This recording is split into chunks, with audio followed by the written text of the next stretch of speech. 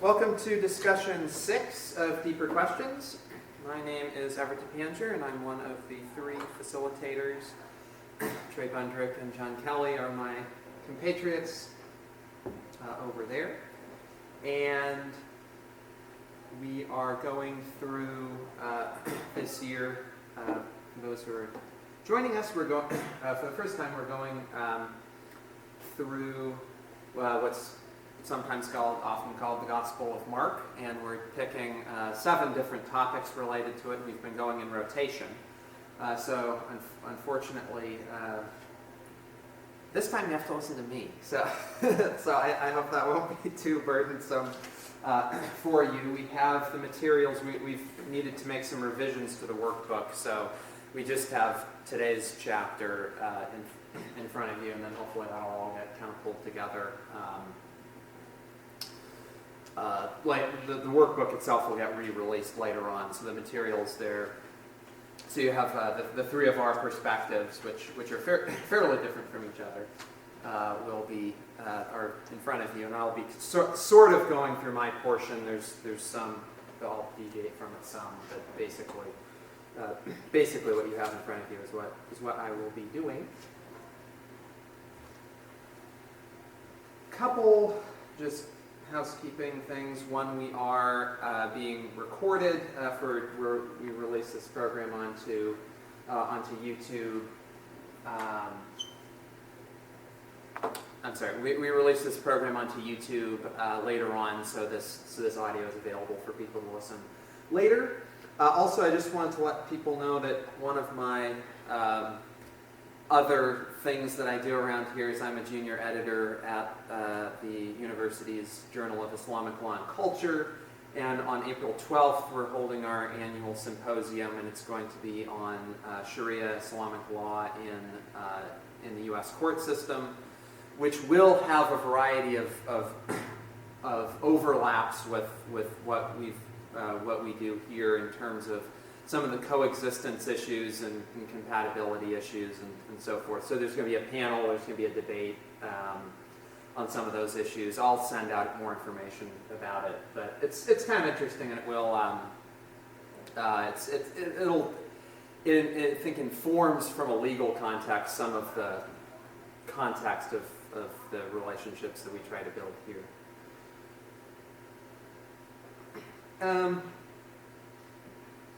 I'm going to start with our friendly map.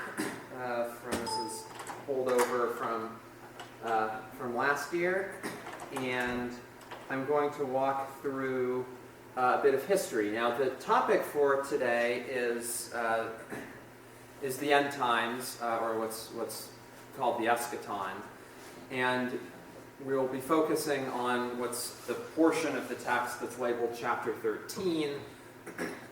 Which is where our author systematically walks through almost all of his discussion of the eschaton is in that chapter. I'm going to, however, talk about some context before I even get to the author.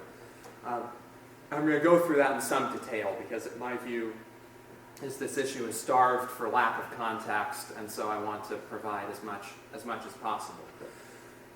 Jesus was executed right around 30 CE within the Roman Empire, and in a region of the Roman Empire that had an on-again, off-again feeling about being under imperial control. There was, throughout this time, tension between loyalists and separatists within the empire that grew and then blew up about 35 years after his execution, when separatist forces gained control over a large area of what's today the country of Israel, and attempted to secede from the empire. The imperial response was swift and brutal. Forces came down from the north and began the reoccupation and the reconquest of this territory from the separatists. I'm going to go through some of the highlights that were not so much highlights at the time in terms of the battles that were fought, but have come down for one reason or another as particularly memorable moments. This is the Jewish War, as it's sometimes called, was not. I don't think it's understood as well today as it should be, but there's sort of bits and pieces of it that kind of float around in our consciousness, and I want to tie those together. So I want to start with Jotapata. This is a city in the province of the Galilee. This city was besieged. It was one of the longer sieges. It went on for about a month or so. It is significant. As the imperial troops came in, they came in with... the empire moves with clockwork. They come in, they do their business, they move on. They systematically and slowly, this whole operation took about 7 years.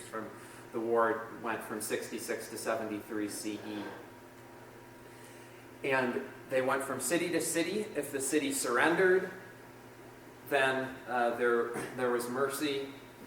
If they did not, and there had to be a siege, and imperial troops had to breach the siege, then there would be a massacre of some or all of the population. Jotapata decided to resist. There was a siege, and there was a lot of loss of life. The historical significance of this is that when the city fell, they captured one of the separatist generals, Josephus. And Josephus, which at the time probably was not a particularly big deal to anybody, but he went on to be a very prolific writer and one of our most important historical sources from this time period. Our understanding of Jesus is greatly, greatly enhanced because of Josephus living through that siege. He went on to be a prisoner in the Roman camp and observed the rest of the war and wrote a book. This guy here wrote a full, by modern standards, it's a full book, a good bit of which is devoted to the war. Sepphoris. Sepphoris was under loyalist control and survived basically without any problems. The empire just sort of passed through there. Why do I bring Sepphoris up, though, just as a contextual matter for us? This is a piece of history that probably should be better known, and unfortunately it's not. This is where Jesus was from. Our author refers to him as coming from a little village called Nazareth, which was probably just a little outlet of Sepphoris, which was a more urban metropolitan area.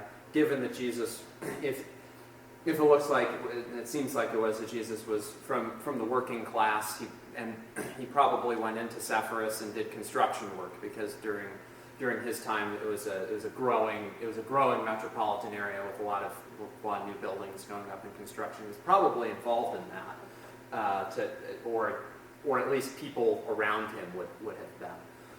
So Sepphoris is largely spared. Qumran, the empire kind of moved its way south and was cleaning out all of the more minor areas. Qumran was just a little community out in the desert there, and Qumran. Now, people should know this. Yes, as part of the violence, or something having to do with this war, Qumran. The people of Qumran, or near Qumran, hid the Dead Sea Scrolls, which would go on to be one of the greatest archaeological discoveries of the 20th century. Then we come to Jerusalem. And the empire took a lot of time to clean out, to pacify all the area around it, because they knew that Jerusalem would be the biggest problem.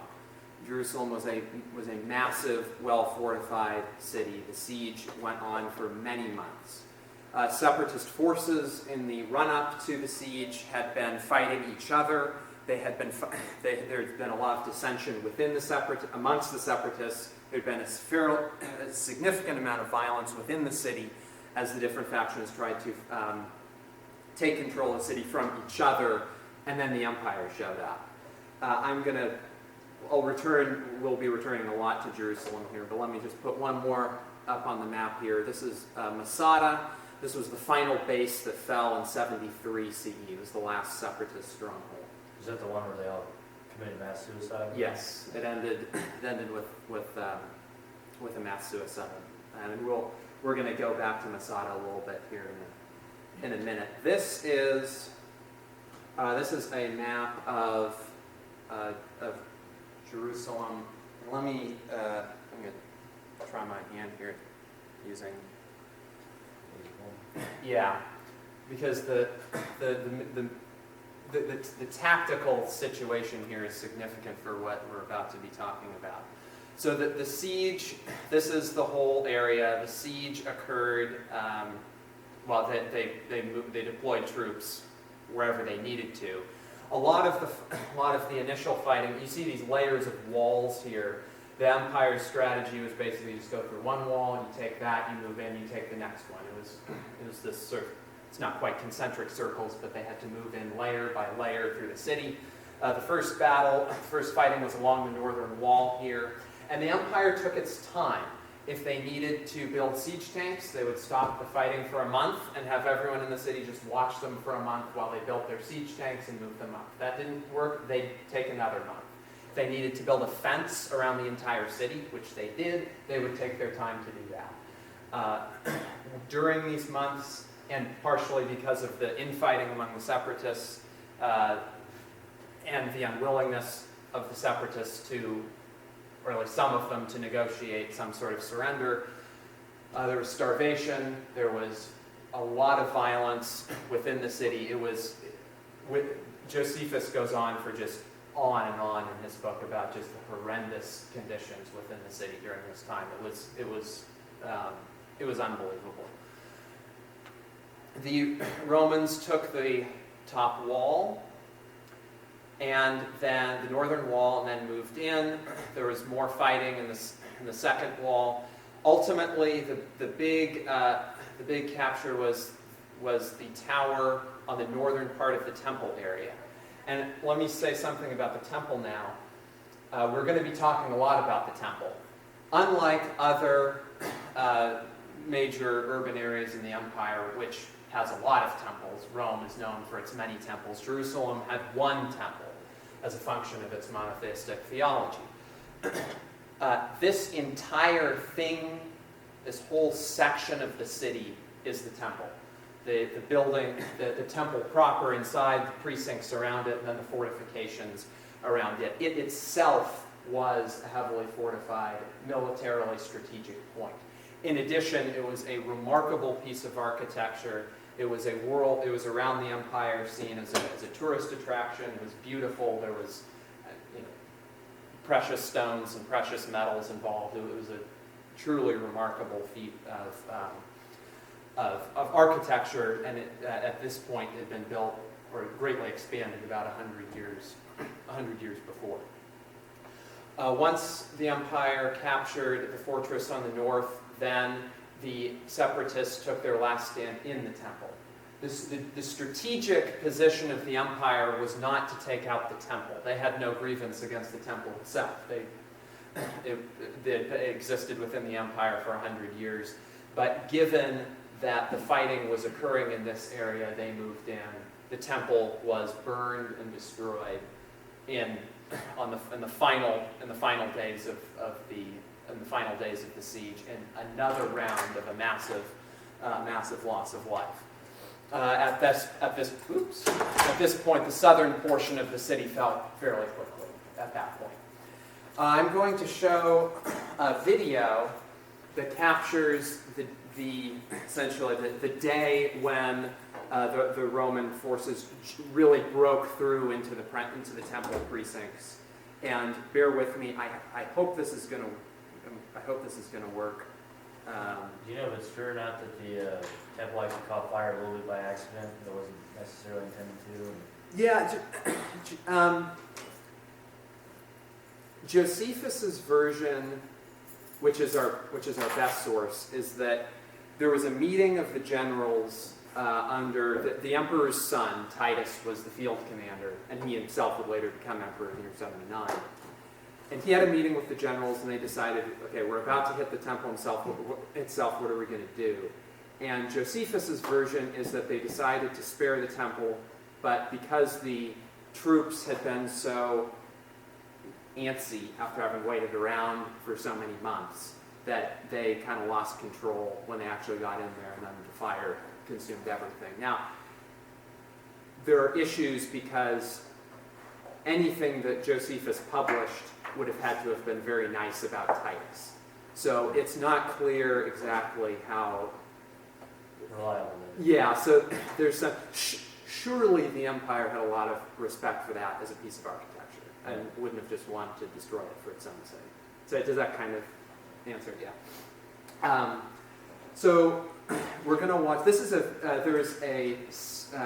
this is from a early 1980s movie. It's a really good. It was a made-for-TV movie series.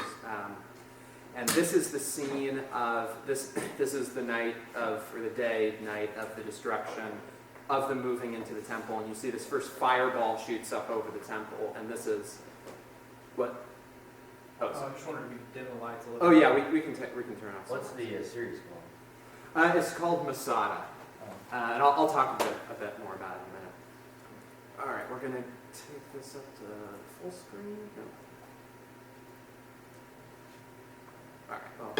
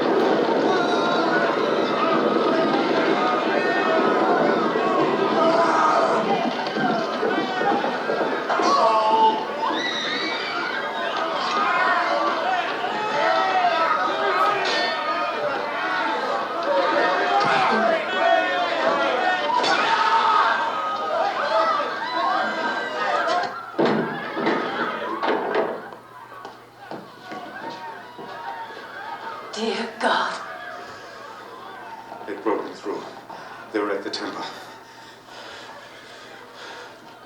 It won't be easy, but if you keep to the back streets, we'll try to meet where we planned.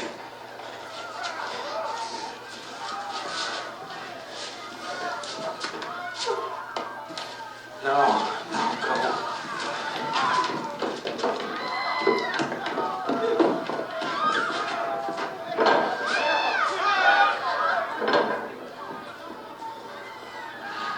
How would you ready?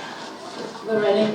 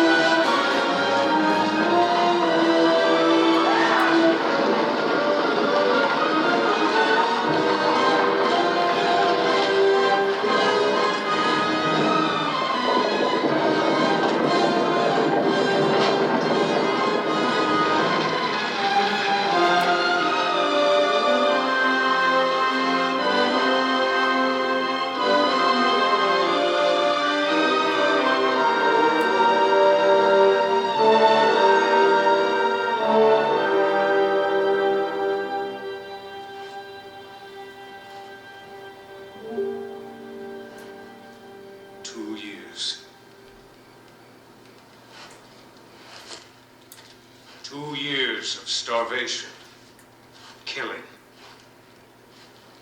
And this is how it ends. We're out of it now. Everett! Here!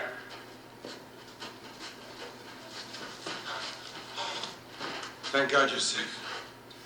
We can't stay here. The Romans are all over the hills. I know. We'll try to reach Masada as soon as the others There get are here. no others. My brother. On a cross outside the Jaffa Gate. His wife and daughters? There's no need to wait. Don't ask me anymore. Simon Malchiora. Captured. He and John of Tuscala. My cousin? I'm sorry. It's finished. No.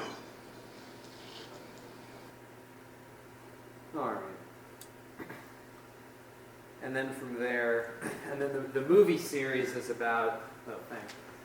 The movie series is about, then they are some of the survivors who then go and take the final stand on Masada.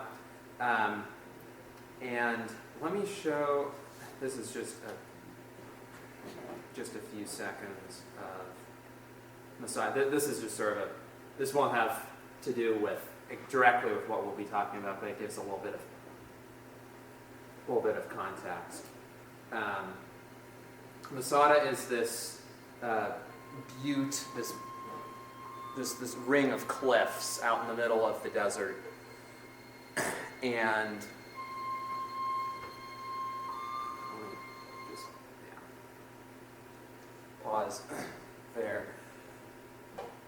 So about 1,000 separatists stationed themselves up here. And there was, in addition to the cliffs, a fortress on top of this.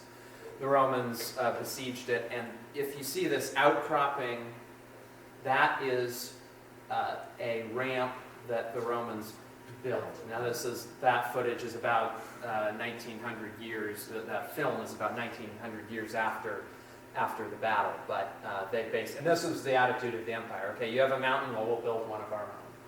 And so they built, and there was some outcropping of rock underneath it, probably, but they built this, took a siege engine up, and then right when it was about to break through, then almost everyone on top committed suicide.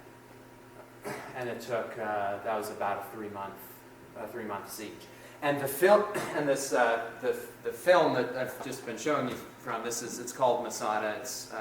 It's a 6 hour of that whole dynamic, and it's very well done. If anyone wants to explore these issues more, I'd recommend watching it. This is from that series as well? Yes, and it was filmed on site to some extent. So it's early '80s graphics, but it's for that it's very well done. So now we return to PowerPoint. All right. So that's your context. That was the rebellion of 66 to 73. That included the destruction of the temple in 70. Now we turn to chapter 13, and we're just going to walk through the whole thing, and then we'll go into the discussion afterwards. The scene opens with the most of it has been occurring in the Galilee in the north. The disciples and Jesus have come down to Jerusalem and have been there for a couple days. It's the first time that they were in the city, and they've been spending time around the temple. And it says, as he came out of the temple, one of his disciples said to him, "Look, teacher, what wonderful stones and what wonderful buildings." Now that verse does accurately capture the idea of the tourist seeing the temple for the first time. Just, wow, this is an unbelievable place. This is an unbelievable building. And then Jesus responds, and Jesus said to him, "Do you see these great buildings? There will not be left here one stone upon another that will not be thrown down." And as he sat on the Mount of Olives opposite the temple, Peter and James and John and Andrews asked him privately, "Tell us, when will these things be, and what will be the sign when all these things are about to be accomplished? Just as a little bit of context. So when it talks about the Mount of Olives, that's out here. It says Gethsemane there. So it's talking about, there's sort of what the author is trying to have you envision is that the narrative starts here, and then they're sort of over here, and then Jesus' dialogue is occurring here. Probably where you could see the temple rising above, sort of in the background while he's talking. So he says that.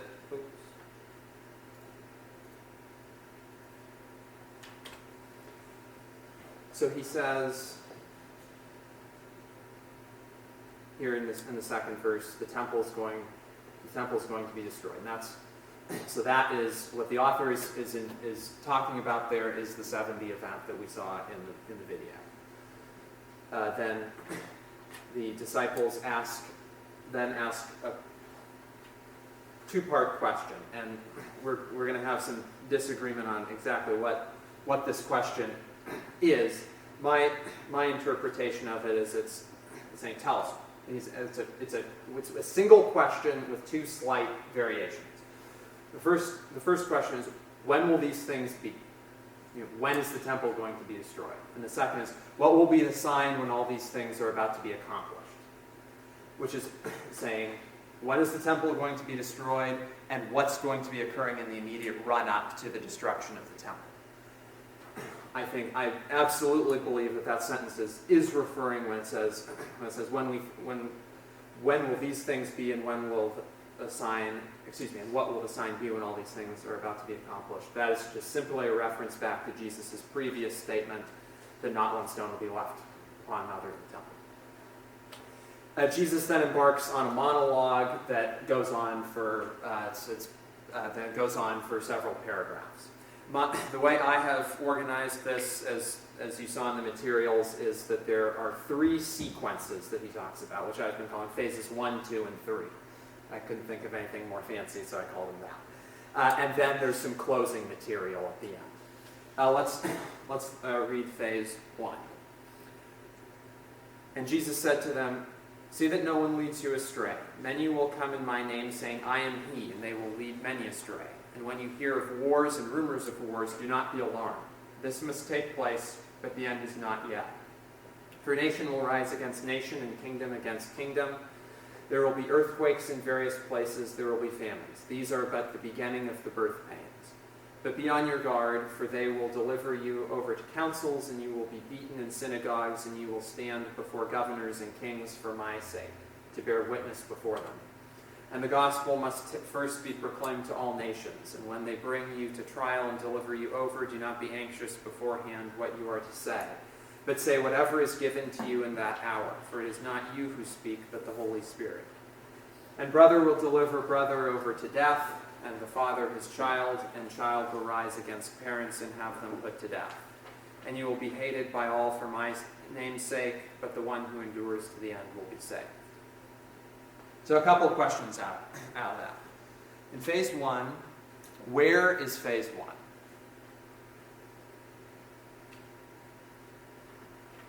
Sort of a trick question, because it doesn't say.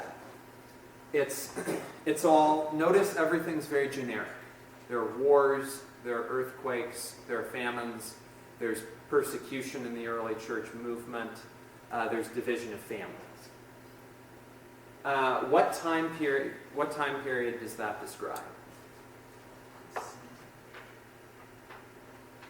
To me, it describes anything.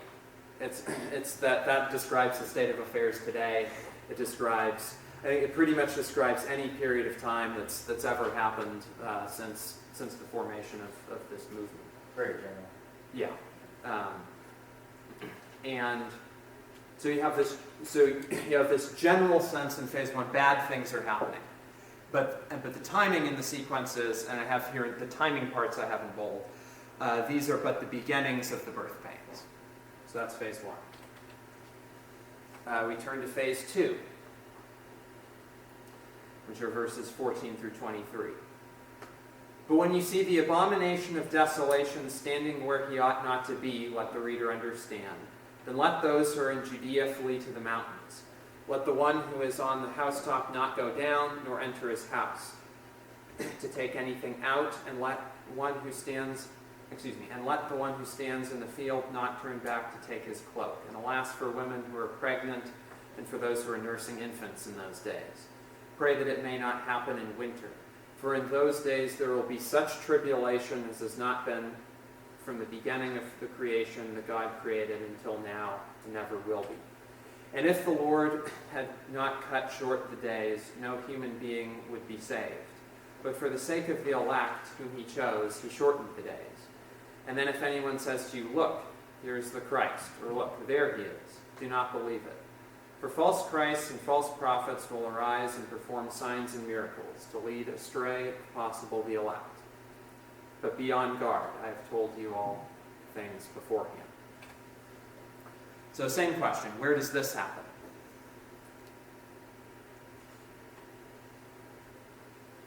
Isn't this also a little bit like, couldn't it be referencing back to like the Old Testament? With that was the thing with, or not the Old Testament, but that in-between period with the Greek thing where they offered the pig on the, isn't that the same language that was used for that? Yes. So isn't this like talking about things that have already happened? Let me get back to that, because that is an important point. And that's the abomination of desolation language. But there is a geographic limit on this. Judea. Yeah. And what is Judea? Where is Judea? That region of, it's a part of what is Israel today. Yeah, it is. So going back to our map, Judea was a political district in the Roman Empire. It's roughly here. The boundaries moved around, but that's roughly what it is. In this entire thing, in this entire sequence, there are only two geographic limitations. The one is when the initial question about the temple, which is in Jerusalem, and the other is this reference to Judea. So that will be important in the coming minutes, that those 2 points overlap. There's a focus here on this region. So phase 2 is in Judea, and it is this horrendous situation. Notice there's the need for an evacuation. There's the need, people need to leave quickly. They need to, it's bad for pregnant women, it's bad for people with infants, etc., etc. It is a horrendous situation that's, as the author says, it's as bad as it's ever going to be.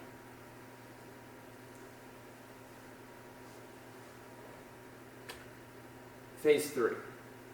And now we add something new to the text. For the first time, the author raises the eschaton, the end times. It says, but in those days after the tribulation's already been a word referred in phase 2 to refer to phase 2. But in those days after the tribulation, the sun will be darkened, and the moon will not give its light, and the stars will be falling from heaven, and the powers in the heavens will be shaken.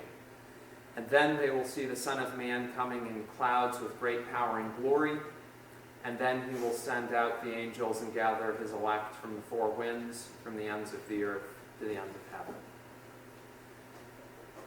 So the eschaton itself is actually quite briefly discussed. It's just those few lines. It's basically three things happen in it. You have this cosmic change. You have the end of the sun, the end of the moon, and the falling of the stars from the heavens. And if you understand the cosmology that the author likely had, he's talking about the stars affixed in the sky that then come down onto the earth. The Son of Man descends, and from what I think the facilitators were largely in agreement on from last time, that will be a reference to Jesus himself. Jesus comes down, and the angels gather the elect, who are not defined, but are the fortunate ones in all this, and the angels gather the elect. And that's the end. That's the end of the sequence. The author then goes on to discuss, as part of Jesus' monologue, the author goes on to discuss some limitations, what I referred to in the materials as temporal limitations on, on the sequence he's just talked about. And so Jesus is then saying, from the fig tree learn its lesson. As soon as its branch becomes tender and puts out its leaves, you know that summer is near. So also when you see these things taking place, you know that he is near at the very gates. Truly I say to you, this generation will not pass away until all these things take place. Heaven and earth will pass away, but my words will not pass away. And in that paragraph, it's where we have this agricultural seasonal language. The author is saying, as I interpret it, that in the transition from any season to season, you know, in any given season, you know what the next season is going to be. And so he's saying, as these phases occur, you will know, for some reason, you will know what the next one is about to be. He then says, this generation will not pass until all these things take place. Now, when he says all these things, I think the most straightforward way of understanding that is he's saying all these things means what we've talked about so far, just the sequence. So including phase 3? Yes. And what we're going to have, I think we're going to have some disagreement about that. But to me, all these things means all these things. And it's just saying the totality of stuff I just talked about. Then comes probably most, unfortunately, the most famous line of this entire sequence. It says, but concerning that day or that hour, no one knows. Not even the angels in heaven, nor the Son, but only the Father. Be on guard, keep awake. Now, if you take that line in isolation, that would be saying that you don't know when it's going to happen. Now, in context, he's just spent multiple paragraphs talking about when it's going to happen. I think the most straightforward reading of that line is that when he talks about the day or the hour, he means the day or the hour. He's talking about that, and that's in contrast in the previous section to this generation. So the generation is known, and the sequence is known, but don't ask me about the particular day, don't ask me about the particular hour. He's speaking in those lines in a micro sense, having just talked in a macro sense that you do know. And then it goes on, I think in the interest of time, people may want to bring this up. If they can, I can return to this slide. Then he goes into a parable about a man who goes on a journey and his servant is waiting for him and so forth. Just in the interest of time, I will skip over that. I provided my interpretation in the materials. So let me just run through in a lineal sense what I think is going on here. So let me put some parameters up here on our timeline. We have today, which for those who don't know is 2013. We have Jesus was executed circa 30, and then we have everything in between. There are I talk about the 6 temporal limitations that I found in the materials. They boil down to 2 overarching limitations on where in this the sequence is. The first is the temple is destroyed. Remember, always keep this in mind, the question that's asked that triggers the long monologue answer is, when will the temple be destroyed? So the answer is in some sense rooted in answering this question, and the answer is 70 CE. So one of the limitations is that 70 is in the sequence. The next is that this generation will still be alive. Now I'm just saying roughly, the narrative is set in 30, so if it's 70 years or people are still alive, I'm going to say it's 30 to 100. That's just sort of rough, but notice, so those are the 2, that is where the sequence has to occur. Notice that the two limitations are consistent with each other. They overlap. So I think the piece, I'm hoping the piece that we'll agree on, that we, from my sense of the materials, as we all agreed on the most, was was phase 2, which is, whoops, there we go. Phase 2 is there, because that is this horrendous thing in Judea. The question, and that is the portion of the narrative that's most directly answering the question. Remember the two questions. One is, when will the temple be destroyed? That's the answer to that question. That phase 2 answers that portion of the question. Then the other question that was asked is, what will be the signs leading up to? And that's phase 1. You have the lead up to the destruction of the temple. And like I said, I think phase 1 could occur at any time. Right now, in 2013, matches the description of phase 1. So I think it's fairly safe to say that the period before that is consistent with phase 1. Remember your earthquakes, your famines, your wars, and I can vouch for the fact that the period beforehand was no utopian period. So I think that phase 1, there's no inconsistency with putting phase 1 somewhere there in between the 30 and the 65-ish period. And then that leaves phase 3, the eschaton, which occurs in those days after the tribulation. Well, that's after, right there. And there is the sense of these things happening in sequence. So I say there it's about 70 to 80 is probably what the author has in mind. Now, and this gets us to the difficult part. Phase 3 didn't happen. The eschaton didn't happen. The trigger of the temple's destruction there was no trigger. The temple was destroyed, nothing happened afterwards. That gives us a very, very important clue on the dating of this text, which I want to talk about for just a second. Where you have a prophecy in a text, the first portion is very accurate and the second portion is not. We see this a lot. This is if you do some religious studies, look through some religious studies documents, it's not uncommon to have a prophecy, first part's right, second part's not. And that is a very good anchor for the date of the text, because the date of authorship is the date after the correct, accurate portion and prior to the incorrect portion. So that's why I say in the materials, my best sense is that the text was written somewhere between 68 to 80, which is the very tail end of phase 2, then going afterwards far enough out so that there's some time afterwards, but not enough for the author to realize that phase 3 wasn't going to follow phase 2, which I'm estimating at about 60 to 80, in the context of some other evidence that we have for dating. The current scholarship agrees with you too, I think. I would say marked about that same time. Yeah. Or at least a good. I mean, they're dissenters, but a good number would.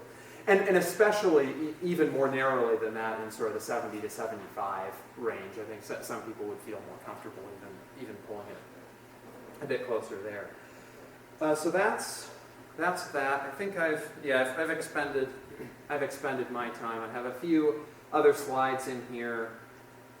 I have a few other slides in here that may relate to other things that we want to talk about. But I think I've covered all of my stuff. Appreciate everybody's forbearance, and now we discuss. Yes.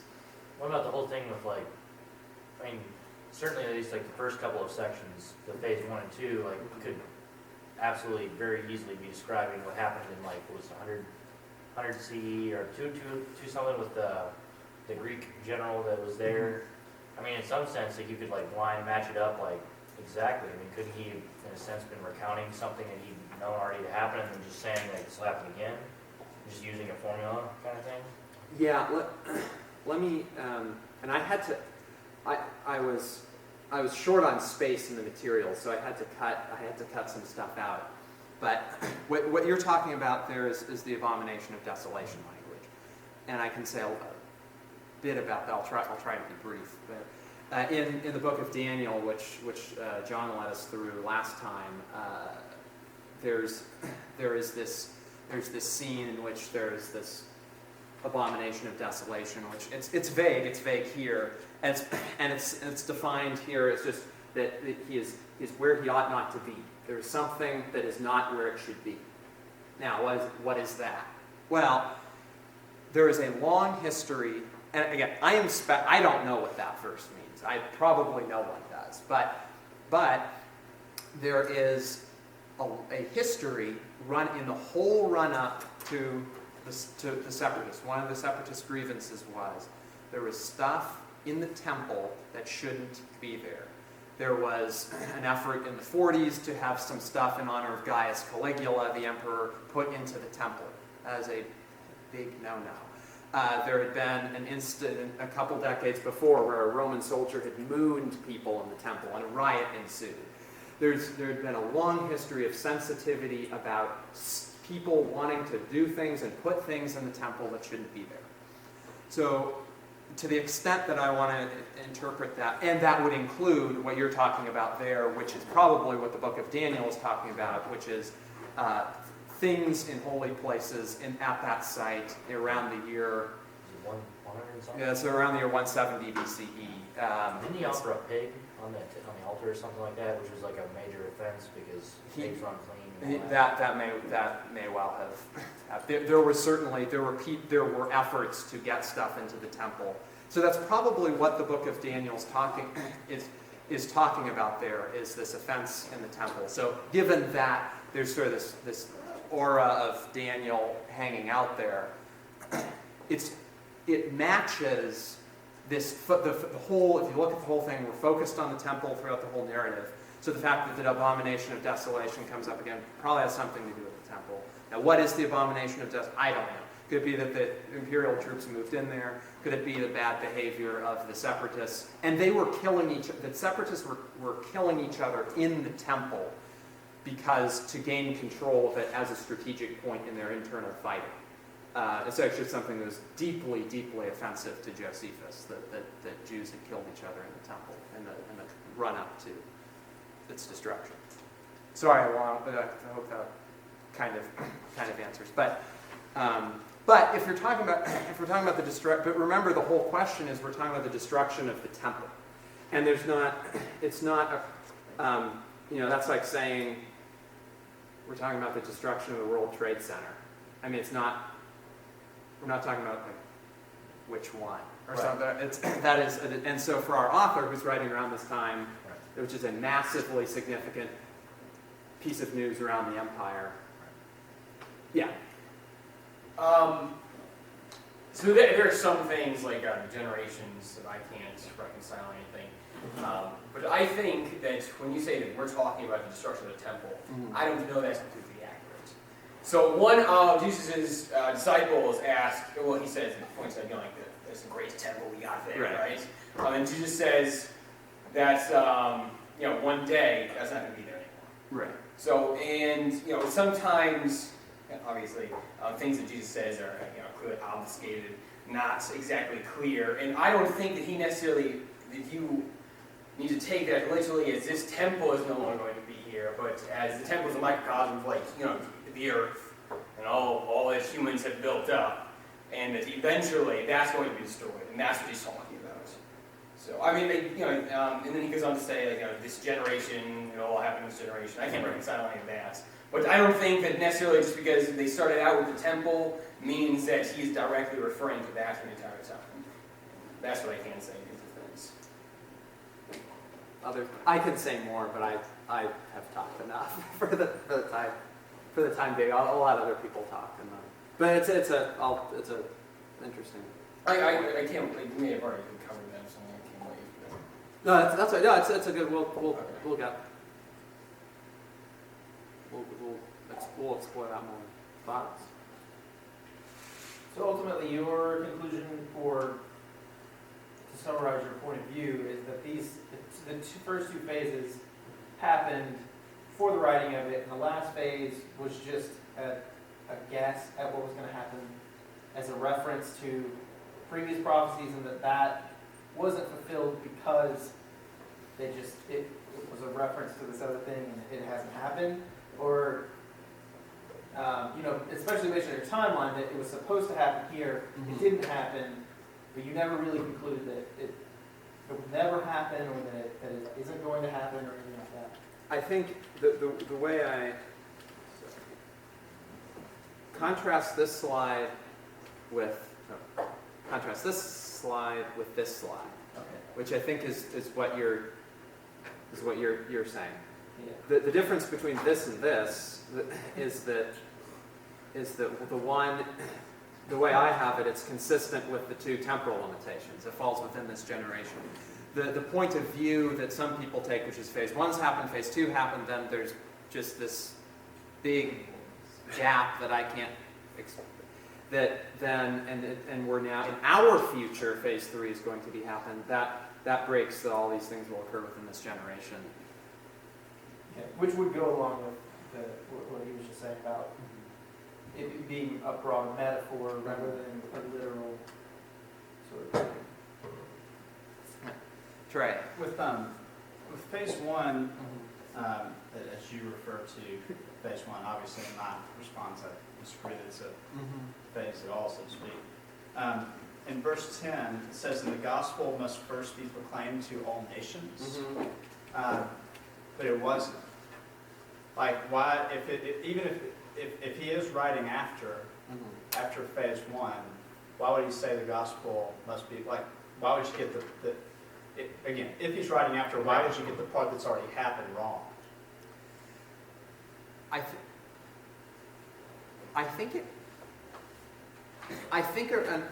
think that you could say that it had been. That the author thought it had been. Because they're known world. Right. If you look, that the author is going, and we don't know where the author is writing. He may have been writing as far away as Italy. We don't know. So the author had some sense of the rapid spread of the movement, and probably would have been impressed by, maybe it played some role in his own conversion. We don't know. It played some role in his own conversion of this rapid spread, because by the year 70, it's in modern day Israel, Syria, Turkey, Greece, Italy. It's maybe even more than that. And Paul's already finished all his writings. Too, right. So it could be that he's talking about the empire and so it has done that the news has fulfilled has run its course. It has spread through at least what he would see as a good chunk of the empire. But that's a guess on my part. And as a small follow-up, I think I mentioned in my response like Luke, who would have pulled off this, depending on your view of that. Luke says in a parallel account, this until the time of the Gentiles are fulfilled. That kind of, I feel like it's in the same area. It seems like it's something a little bigger than just like a short time period, the time of the Gentiles. And if you do think that Luke was pulling from Mark, then there's a sense of and since he's pretty close, like if you were to look at it that way, you could almost see Luke as somewhat of a commentary on Mark. Like I don't necessarily see it quite like that, but if you're a two-source type person, you would. The time of the Gentiles would be a long time. And I wonder if Where are you getting that from, though? Why would it be necessarily a long time? Because, like you were saying, because their view of the earth was much more condensed at that time. They would have, if it had basically reached the ends of the Roman Empire, if you will, that could have very easily been the time of the Gentiles. Like they could have, because they would have all the Gentiles that they would have really known about would have at least had some exposure. Yeah, but I think because there's sort of church tradition that that one of the apostles goes on to, or at least a disciple goes on to like India. Thomas, I don't think that as of AD 70 they thought, okay, we got it all at this point. Because the Acts, what is it, like Jerusalem, Judea, and all the ends of the earth. Yeah, that there's a sense of, I mean, I think they had by 80, 70, they didn't think that they had covered everything. Like, I mean, a little bit Well, of but stretch. it doesn't necessarily have to be everything, right? Because weren't you, like, isn't the idea, like, with all the nations, like, it would just have to be that at least somebody in all the different peoples had gotten reached, correct? Maybe, yeah. Because you don't, like, literally, because obviously, even today, you wouldn't say, like, everybody will be reached, like, it's, but that idea of, like, it's the different, somebody from at least from all the different nations or whatever. Sure, yeah, and, I mean, there's certainly a lot more that's been reached now, as we well know. But, I don't know, it just seems like time of the Gentiles indicates a little bit of a longer period. And, I don't know, like, Everett, do you have anything, I mean, other than John's well, I mean, good response, but do you have any other thoughts on that? Well, yeah, I think that if you look at the first and the third Gospels, with Matthew and Luke, and you look at this monologue is in both of those. They took our authors and put it into theirs, and changed it a lot. And I think that first of all, this scene is taking place at a particular point. Jesus says a particular place. It's the week in which it's occurring in the broader narrative is important. So for the three authors to have very different versions of, or any differences between them in terms of the text of his monologue, is a contradiction between the three of them. And so it could, I did read, last night I sat down and I read the other two. They are different. I think that some of what Trey put in the materials is applicable to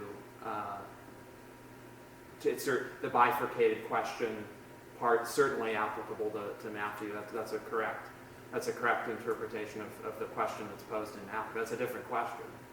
And so if the author of the third gospel says something about the time of the Gentiles being fulfilled, it's a different narrative, it's a different text, it's a different author who's saying something different.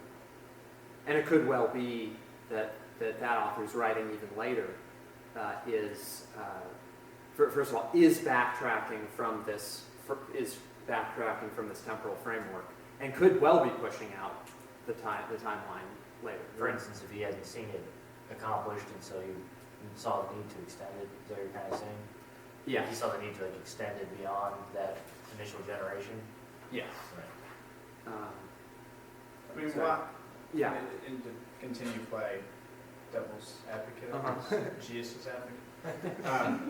I mean, it's almost at that point, there's sort of a question of, first, why would anyone let you keep hanging on?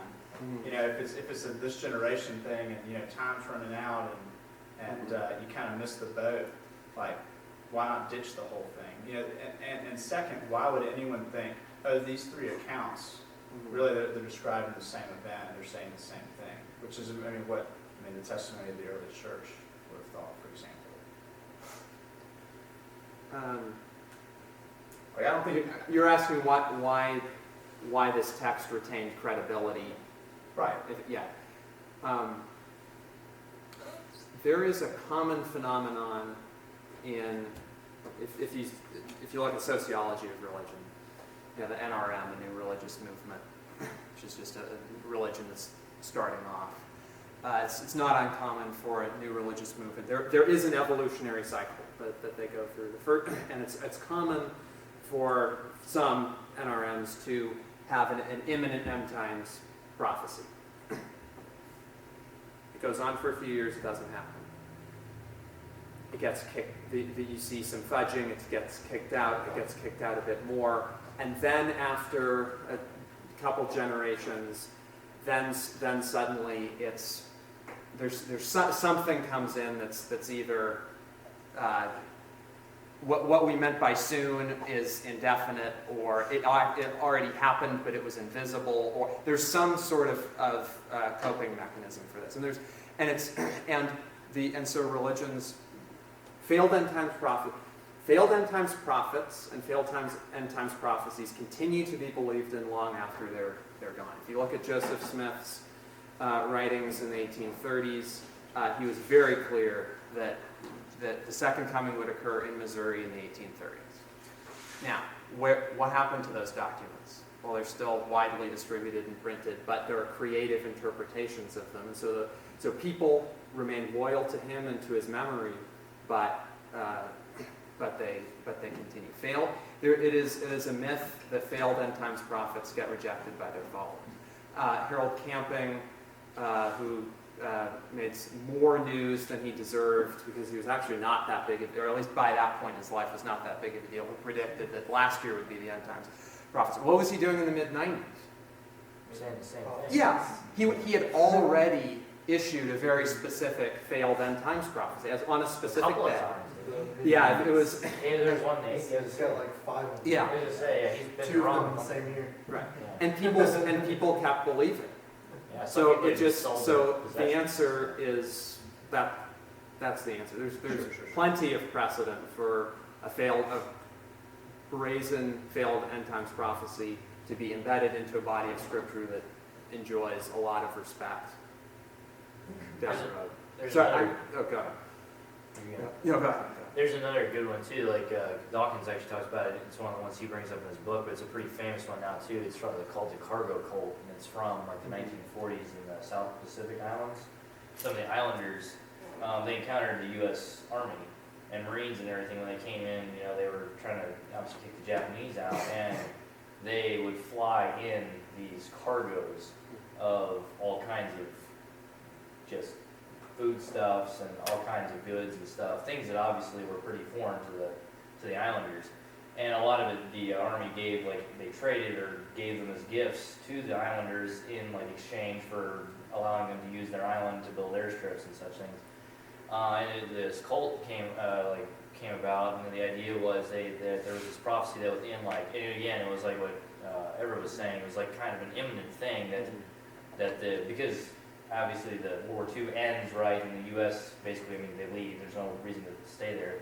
But and so the cargo planes left as well. But the cult generated around the idea that the cargoes would return, would come back and bring like more things to them that they hadn't had, and it was something I remember. Interestingly enough, it was also because it had gone. It's still prevalent even to this day, and it's starting like in the 40s. So it's been lasting about 70 odd years, something like that now.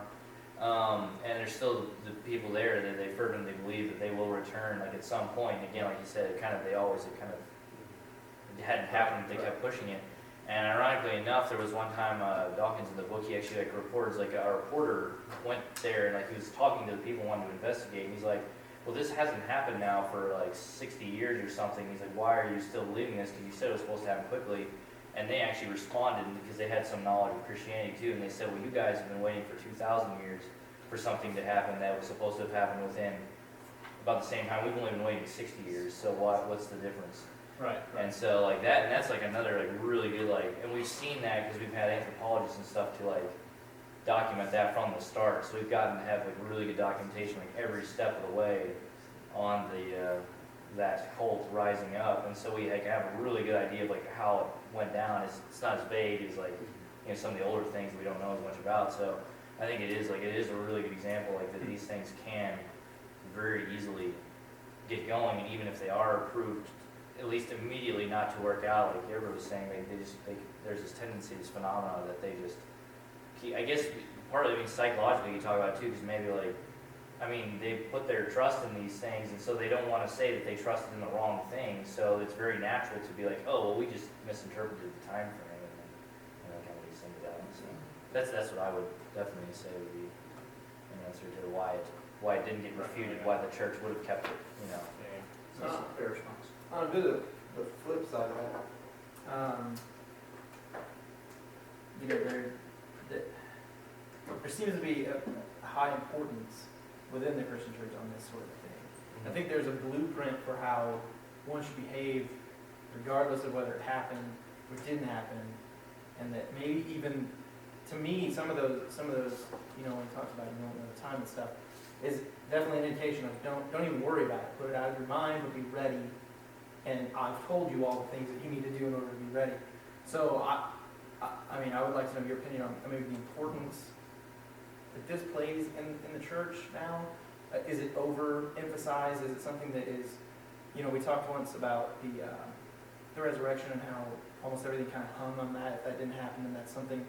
Is this of that same importance from your perspective? Obviously, I'm not making you speak for everybody, but from your perspective, is it of that importance? Or is it less important? Do you think that it's just been hyped up and over-exaggerated for things that are going to happen, right?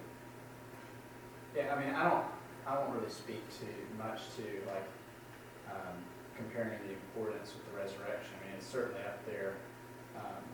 The second coming, yeah, it's definitely up there, but I don't know. It seems like it'd be splitting some years for that.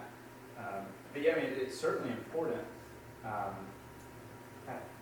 mean, on many levels. I mean, first, just the veracity of Scripture is at hand. If it's, it doesn't happen. So things really start unraveling if Scripture isn't actually true in God's Word and that sort of thing. But second, I mean, one of the things that, to answer another one of your questions, is it overhyped right now? I think in some circles, yes, it is. The Leflar series. yeah. Some of that stuff, it's not really my theological persuasion, like the Left Behind type theology. And I would say that yeah, there's been some kind of damage done because of that. I think it's taken somewhat out of context and not read as, like, certain parts of the Bible aren't read with the appropriate genre and that sort of thing. But I mean, the reason I would say it's so important too is that, I mean, we believe that when Jesus comes back, that there's going to be this judgment day. And at that point, like, justice will be administered completely. And so there's this sense of, like, when I see, your Columbines, your Holocaust, your Sandy Hooks, and that sort of thing, and and the Holocaust, that Hitler, bites cyanide, shoots himself, and like that's it. I look and go, that's not really justice, or for a murder suicide or a mass murder suicide, and say, well, that's not really justice. Like, that kid didn't have an option, and he did, and I think that what the second coming is that you see a completion of justice. And so on a metaphysical level, too, it's a great importance. So that doesn't happen in the afterlife. That happens part of this as well. Yeah. I mean, I think that that sort of the great judgment is sort of end times type stuff, from what I can understand. So aside from aside from those sorts of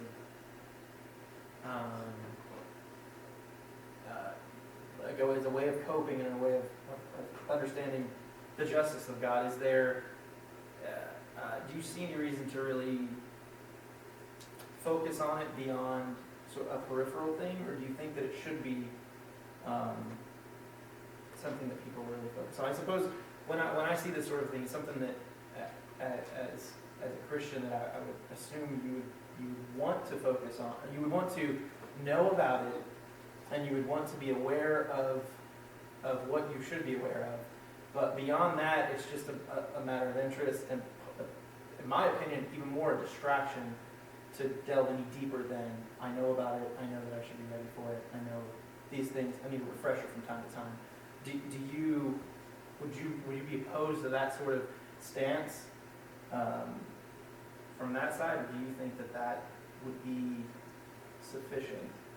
Are you saying to some extent that, like, do you think people can get too caught up in analyzing the future events that I know people get too caught up in it, and then they forget about, like, what they're supposed to be doing in the present? Right. I think is what's the importance of it in the broader picture. Of course, it's very important because of the things that you said, but is it should it get more focus than just an understanding of it. I mean, I don't know, splitting it up, I guess I don't totally, like, I don't think about it as, oh, this is something that's peripheral. I mean, it doesn't mean that I try to like dissect and figure out like what day it's going to be, or are the scorpion horses, Apache helicopters, stuff like that. Like, I mean, I dissect all the different elements, and it's not that I'm constantly, it's also not that I'm constantly thinking, oh, Jesus coming, Jesus coming, Jesus coming. But I mean, it's a part of the whole thing. Like, it's not so much of peripheral. It's sort of like, faith is a part of the whole thing. Repentance is a part of the whole thing. Like, Christ's divinity is a part of the whole thing. They're all central. They all rely on each other, and so there's no way that I can. It's so foundational that it's so foundational. It's almost that I don't sit there and like explicitly think about it all the time. As far as I understand your question, like, I think that might be my best answer. That I was having a little trouble understanding. I don't know. Is that kind of A little bit, yeah. I mean, I suppose in the grand scheme of a spiritual experience, it's hard to quantify what that means. And I understand that, there is redemption in it, which is a huge thing, and there is the divinity aspect. I don't know. I'm probably more questioning the idea of anyone spending any amount of time analyzing it beyond.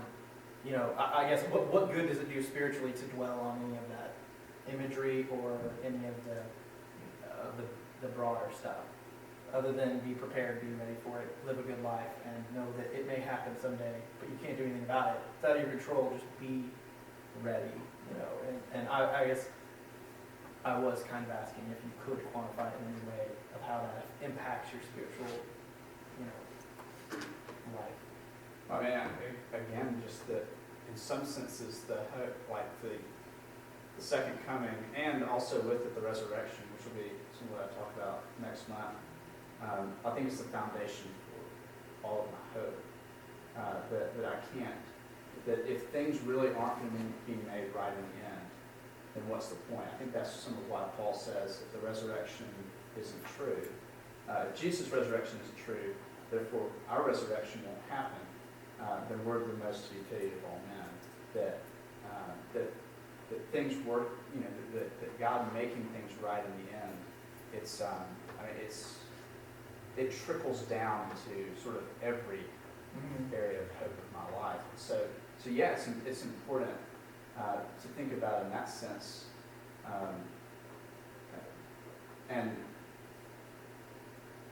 But it's sort of like I don't know the way that I live my life. As far as the being ready, which I think a lot of that focuses way more, or just as much on repentance and faith as it does on living a good life, so to speak. The end times is one motive for that, but it's not the only one. I mean, my primary motive is simply that I love God, He is my Father, and just like in an ideal world, you're a person's son, is human son and human father.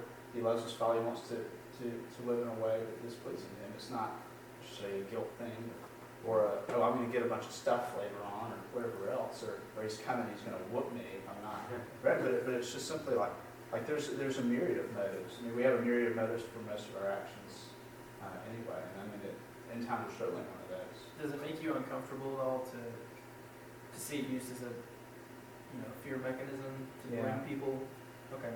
Yeah, it does. I think that sort of one of my, I guess, a proverb that I try to live by to a certain extent when thinking about Scripture is to be as balanced as the Bible is balanced. So the Bible uses it as somewhat of a fear thing at times, but not all the time. And so I think that if you play up one aspect of it, but namely the fear one, and that's your hitting point all of the time, you're not being as balanced as the Bible's balanced. And I think people may not be able to grasp onto the hopeful sections of it, or the hopeful meanings behind it like you do. if they see that as, their first foray into it, and Right, it's right. all fearful. Right, I mean, Revelation 21 and 22 are pretty beautiful chapters. I mean, you see the heaven and the city come down, there's God himself will wipe away every tear. I mean, there's some pretty powerful imagery in there. It's very hopeful, and that's how it, Bible kind of ends with those images. Sure, I did real quick. You mentioned like the Hitler being judged and all that kind of thing, but isn't there a sense, right, that like he was judged like as soon as he would have died, right? I mean, it's not like he's being held in like limbo or something exactly, right? I mean, in a sense, like wouldn't he already be experiencing hell? Yeah, but there does seem to be, Revelation does seem to speak of, Casting the lake of fire. yeah, that there's something even more kind of like where the judgment, and that's why I said, and I use this word actually somewhat carefully, I didn't really expound on it, but that justice will be complete Right. at the second coming, Okay. because the Bible speaks of the first death and the second death. Right. And I think it's Revelation 19 or 20, I forget. And that the first death, anyone who dies prior to Christ, we experience the first death. But then there's the second death, which seems to have a more finality to it and that kind of thing. So, yes, I think he's experiencing, torment, punishment, that sort of thing. But at the judgment, I think it's a big. It seems like it's a big public event, and that there you'll sort of see. Because right now, I don't get I don't know what he's going through, and I don't get to see a picture of of a judgment in the sense of a court, like a judge saying, these are your crimes, this is your sentence. But I think that one of the things at Judgment Day that you see that, and that sort of everyone will witness that sort of thing, and that you'll finally have, I think that there'd be a sense of completion for a lot of victims in this hurt and that sort of thing. I want to make sure that people who haven't had a chance to talk, they haven't talked much. I was gonna say, a lot of people too believe that the dead are just dead until the judgment. They are in heaven or hell right now. Yeah. And I wouldn't argue with that necessarily. Like that, it's a great point. It's for the sake of this discussion, I'm not into it with it. But yeah, that's a good point. That's what answering John too. I'm going to pass around. This is just people are interested. Should have passed this around earlier. This is an archaeology book on Masada. This has a lot of good pictures in there. I've got a question if it's fine. I'm curious for those of you, what, I kind of said, show my cards, one of the big things is a sense of justice and fairness. I don't know, how do you handle, the Hitlers, the Adam Lanzas, those, where it seems like justice and or fairness is denied? I'm just curious. This is not like a setup for some sneak attack. I'm just genuinely curious. For me personally, I guess I'm fine with them just being dead. They're gone. Yeah, they're not going to hurt anybody anymore. I guess sort of to flip that on the other side of it, for what you're saying with the finality or the completion of judgment or whatever. To me, when you think in human terms of punishment, the most we generally can think of is maybe a death penalty, but as far as longevity, would be a life sentence. And to me, even for some of the more disturbing, certainly crimes and whatnot that have been committed throughout history by various individuals, that I wouldn't wish them eternal punishment for what they've done, because as horrible as what Hitler did, whatever, around 12 million or something people that were not even considering the people who just died in the war, but just the people he executed in his camps. Even if we'll say, if he hit a certain 12 million life sentences or something like that, that would be something to understand. But this idea of it does not end, to me that's too much punishment, because at some point you did something for 40 years, 70 years, whatever here, and to be punished then eternally for that is way too much personally for me. I have, I guess, even for the worst people, I have some compassion because I don't wish that on them. And so that would be like the flip side of that, where maybe it's not like necessarily like, yes, would I like to have seen Hitler, like the Jews, like all the Jews that he like put in the camps to survive, like get a chance to torture him to death or something. Okay, yeah, sure, everybody probably thinks something like that. It's easy to Right. that. Exactly, but at the same time though, that still would have had an end. Like there would have been a finality to that, like this idea that it just doesn't end. Like I can't go all the way. Would I have liked it a little bit more than the fact that he just shot himself in the face? Yeah, maybe so. But on the other hand, I don't wish it to go to the other extreme, so I'm just fine with him being dead and he can't do anything to anybody ever again. So that would be my answer. Sure. For me, that was one of the hardest things to let go of. The sense of like this person did something bad. I wish that there was some sort of something at the end. It would make me feel better if when they died, however they died, that they got theirs.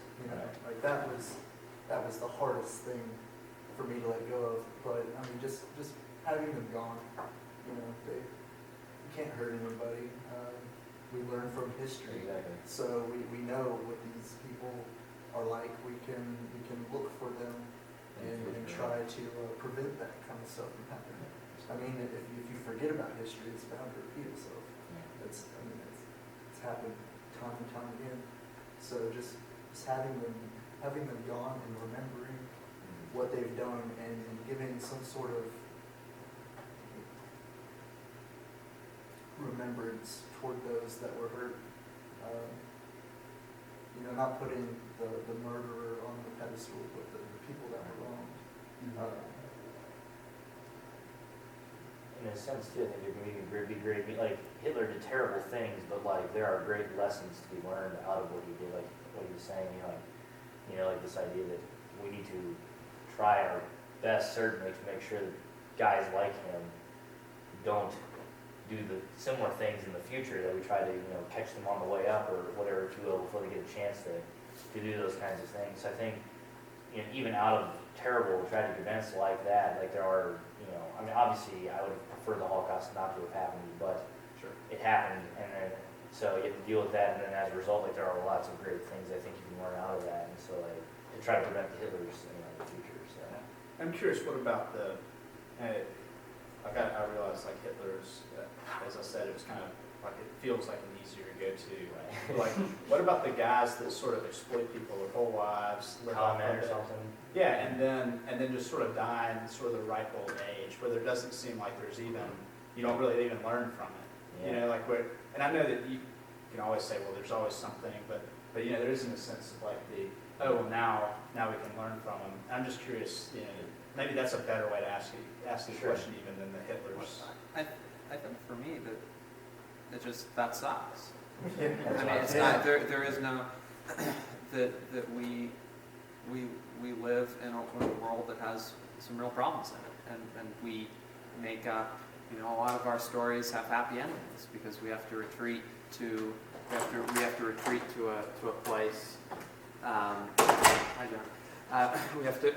to retreat to a place where where it's not going to be a bad ending, but that's because here the bad guys win, But I the think good that guys lose. there's also this. I would go so far as to say is that most of the people who fall on the other side are perfectly accepting of randomness, that random things happen, and that much in the same way they would probably accept conspiracy theories as like overwhelming things happen in life that you can't explain, and that there doesn't need to be an explanation. It was just a random thing, and that there's a comfort with that. Whereas I don't know how comfortable you would be with random things. The structure seems more comforting than the randomness. I actually find personally the randomness to be more comforting because to me I have a much easier time rationalizing shit happens than this completely good being that has all the power actually planned for this. Like the Holocaust just being one of those random things that happened because things came together, events worked out one way, and this is what came out. It sucks, but I'm more okay with that just being, something that happened than this idea that supposedly a completely good, all-powerful God actually designed for that to happen. That is much more disturbing to me than it just happened that we can't do anything about it. Sometimes that's the way the ball bounces kind of thing. So I actually take comfort in the opposite. I'm further randomness. And I guess I'm not a very judgment-oriented person or something, because, like, even as a Christian, I was very disturbed by, like, the casualty which a lot of Christians kind of treat hell. Like, I hear a lot of, like, Yeah. I hope you go to hell. well, hopefully not that bad, but, a lot of, he's gonna get what he deserves in hell. And, or even like, well, he's gonna see that we were right and he's in hell. Yeah, just tragic. Yeah, if I were gonna choose what I believe, I would much rather think that some people just get away with the bad stuff and that, billions of people are gonna be tortured. And you can take solace in the fact that you weren't one of those people that tried to take advantage of that whole, I could maybe get away with stuff. Right? There's some, I guess, I would see there's probably some level of comfort to that I get to choose whether or not to be that person who does horrible things or not. And the fact that I chose not to is better. The world is better for that. And I guess too, like again, coming back sort of on the flip side too, like the thing is like this, like hell, at least how I would have said I would have understood it from the Bible and such. It's not like it's just a place where the Hitlers or the guy that did the Sandy Hook thing, but those kinds of guys go. It's everybody that just doesn't believe, doesn't accept that Jesus is God's son and all that. Like obviously more things, but that's the basic idea. And so to me, like also while even on like a day when I'm feeling particularly pissed at evil people and where maybe I would come close to saying I would like to see them have eternal punishment, like the Hitlers and such. You'd also have to be willing to say though, then you also want, because it's not like you can't just say, well, these are the guys I would put in. It's Right. kind of an all, or it's whoever God would put in, right? We don't get to make the choice. So I guess it's even on the days when I'd be like, Hitler really did deserve, he should be burning for eternity or whatever. That would still mean that to be people, just the regular people that maybe live kind of what we consider to be just kind of regular, average, decent lives. Did some good things, did some bad things, but on the whole, we're just kind of your average good citizens. But they never accepted Christ. I could never accept that they would also then suffer for eternity. Like we're talking about people that never, for instance, would have killed somebody or raped somebody or any of the more what we consider to be more extreme things. So that's the other thing too. It's not just this idea of like, well, the Hitlers and the Stalins, the Mao Zedongs get thrown in there. Maybe I could sort of stomach that, but this idea that like the little old lady who lives down the street, who basically lived her whole life, pretty decent person, but just didn't accept Christ, and if she goes there for the same, like for eternity as well, like that is a hard thing for, it's an impossible thing for me to stomach. Put it that way. She's getting the same punishment as Satan too. Well, okay, yeah.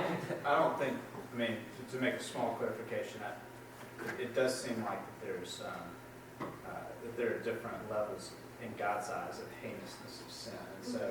And so I don't know if I would straight up say that they get all the exact same punishment. Like Dante's. No, I wouldn't go that far. Like that's defining it, I think, a little more than the Bible does. But there is like a difference in, you see God defines some sins more heinous than others throughout the Bible. So I think that the punishment would be Similarly to the rewards are also somewhat gradient. Is that the right term, gradient? I think so. Yeah. Okay. So the time has come for us to conclude. It was a good discussion. Trey, do you want to make an announcement about next time? What's the date, first of all? The 8th? 8th of April. Well, I will be leading the discussion next time on the resurrection. I don't know what to announce beyond that. Okay. What's the exact heading? Will it occur, or? I think, did the resurrection happen? Is that the heading? I think so. I don't remember. Because I think it's speaking of Jesus' resurrection. Was Jesus resurrected? Maybe that was it. Okay. Yeah, more specifically as opposed to, are we going to be resurrected? Yeah. Or- I Was feel like, Jesus resurrected? yeah, I feel like that the will the resurrection happen would really just be like will the end times Right. happen. So, and it'd be a little tougher to do for Mark. You know, you have to Sure. really that conversation happens a lot more outside of Mark. And I think the answer will really shock you. Given the background, you'll want to come to it to know. That's right. Big old surprise. I'll be sure to skip class next time. All right, so look forward to seeing you guys all then, and thank you. And have a good evening. There's more food so people can hang out and keep talking.